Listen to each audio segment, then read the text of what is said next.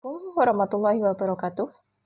Saya Nazifah Nurul Zalfa, mahasiswa Program Studi Pendidikan Matematika dari Universitas Pancasakti Tegal. Di sini saya akan mempresentasikan proposal kewirausahaan saya yang berjudul Sate Taichan by Naichan Yu. Latar belakang. Sate adalah masakan di mana daging ditusuk ke tusukan sate, setelah dipotong kecil-kecil lalu dibakar di atas batu arang kayu. Makanan ini sangat populer di Malaysia, Singapura, Filipina, Thailand, dan Belanda. Khususnya di Indonesia, sebagai asal dari makanan ini. Sate Taichan adalah salah satu jenis kuliner yang ada di Indonesia. Sate Taichan merupakan salah satu jenis sate yang beberapa sate lainnya yang kini banyak diminati oleh masyarakat, terutama di Indonesia, apalagi di kalangan remaja. Sate Taichan merupakan sate yang berasal dari daging ayam. Dalam pembuatan sate ini, daging dipotong dadu, lalu dapat dibakar, dipanggang, atau digoreng. Tapi lebih banyak dipanggang. Untuk tampilan sate Taichan terkesan lebih pucat, karena pada proses memasaknya tidak menggunakan bumbu yang rumit. Untuk bumbunya sendiri sangat sederhana, tanpa kecap dan sambal. Lalu untuk penyajian sate Taichan ini, menurut saya sangat berbeda, karena pada sate Taichan ini hanya menggunakan cabai rawit, tidak seperti sate pada umumnya yaitu menggunakan bumbu kacang.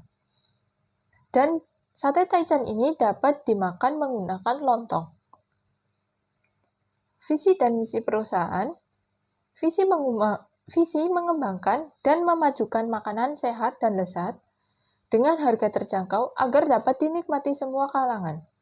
Untuk visinya, memberikan pelayanan yang baik kepada konsumen, mengembangkan makanan dengan harga terjangkau, menciptakan makanan yang sehat dan lezat untuk berbagai kalangan.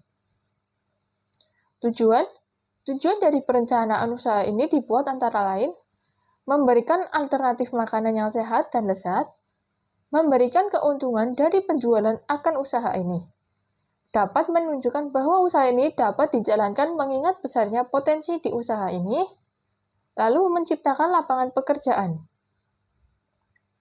Untuk kegiatan pasar pemasaran, yang pertama, lingkungan usaha. Hal-hal menjadi pendukung dalam usaha ini yaitu dari segi lokasi. Selain dari segi lokasi, harga yang relatif murah dengan kualitas dan kuantitas produk juga dapat memikat konsumen. Kami akan membuka usaha ini di lingkungan yang mendukung dan usaha ini juga memiliki potensi yang besar di kalangan masyarakat. Untuk kondisi pasar, jika melihat pengusaha-pengusaha yang bergerak di bidang makanan yang sama, memang sudah ada. Tetapi untuk menyiasati, kami menggunakan inovasi yang berbeda dari produk-produk yang lain, yaitu dengan rasa yang enak, harga yang relatif murah, serta pilihan menu yang bervariasi. Yang ketiga yaitu rencana pemasaran. Dengan usaha kami akan melakukan pemasaran melalui brosur dan sosial media. Sosial media yang saya gunakan yaitu Facebook dan Instagram, serta kami akan membuka kedai. Manajemen pemasarannya juga akan kami terapkan dengan baik agar usaha ini berjalan dan berkembang dengan baik. Lalu ada faktor penghambat dan mendukung. Untuk faktor penghambatnya, banyak usaha yang sama. Lokasi yang sudah ditentukan ternyata tidak mendukung. Maksud dari lokasi yang sudah ditentukan ternyata tidak mendukung, pada saat melakukan survei lokasi, terlihat mendukung. Lalu ternyata setelah kedai dibuka, ternyata tidak mendukung. Lalu harga bahan baku yang tidak stabil. Jumlah bahan baku ternyata tidak sesuai dengan yang sudah ditentukan. Lalu ada faktor pendukung. Lokasi mendukung dan peralatan yang memadai. Merupakan produk yang banyak diminati di berbagai kalangan. Lalu harga yang relatif murah. Analisis SWOT. Yang pertama, kekuatan. Menjual produk untuk semua kalangan, harga sate yang relatif stabil, daging yang fresh dan bagus, ukuran potongan daging yang lebih besar.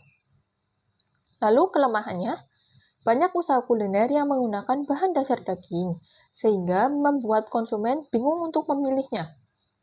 Lalu sate menggunakan bahan dasar daging yang kualitasnya bisa menurun jika salah dalam pengolahan dan penyimpanan. Lalu harga bahan baku yang tidak stabil. Untuk harga bahan baku yang tidak stabil juga dapat mempengaruhi harga sate. Lalu ada peluang. Pengolahan produk yang cukup mudah. Banyak masyarakat Indonesia yang menyukai kuliner yang termasuk berbahan baku daging ayam. Harganya yang terjangkau, mudah dalam pemasaran. Lalu ada hambatan. Hambatannya itu sendiri ada persaingan antar produsen, produk yang mudah ditiru, melakukan strategi pemasaran yang kompetitif, lalu yang terakhir persaingan menambah varian menu. Lalu ada rincian anggaran. Untuk rincian anggaran itu sendiri ada dua, yaitu biaya tetap dan biaya variabel. Untuk biaya tetap, kita bisa sesuaikan dengan kebutuhan kita. Di sini saya menggunakan pisau, serpet, pemanggang, blender, nampan, baskom, sendok, talenan, piring, mangkok, piring kecil, meja dan kursi, dan kompor. Untuk total biaya tetap, yaitu ada 7.367.000. Setelah itu ada biaya variabel. Untuk biaya variabel, kita bisa menyesuaikan. Ada tisu, plastik beras, zipper dengan ukuran 8x5 dan 6x5, tusuk sate, paper bag coklat. Guna untuk paper bag coklat jika ada konsumen yang ingin dibawa pulang. Tali rami, stiker, gas, daging ayam, bawang putih, bawang merah, garam, jeruk nipis, lada, cabai rawit atau cabai setan, cabai merah, mentega, gula pasir, penyedap rasa, ketumbar, dan minyak goreng. Untuk total biaya variabel yaitu 2.889.645. Lalu ada total biaya operasional. Total biaya operasional ada Rp10.256.645. Untuk pendapatan per bulannya itu sendiri yaitu 22.500. Di sini saya akan menjual sate taichan dengan proporsinya yaitu 15.000. Lalu keuntungan per bulan yang saya peroleh Rp12.243.355. Ini media sosial yang baru saya buat yaitu Instagram. Bisa kalian follow terlebih dahulu untuk melihat-lihat terlebih dahulu. Sekian presentasi dari saya. Terima kasih. Wassalamualaikum warahmatullahi wabarakatuh.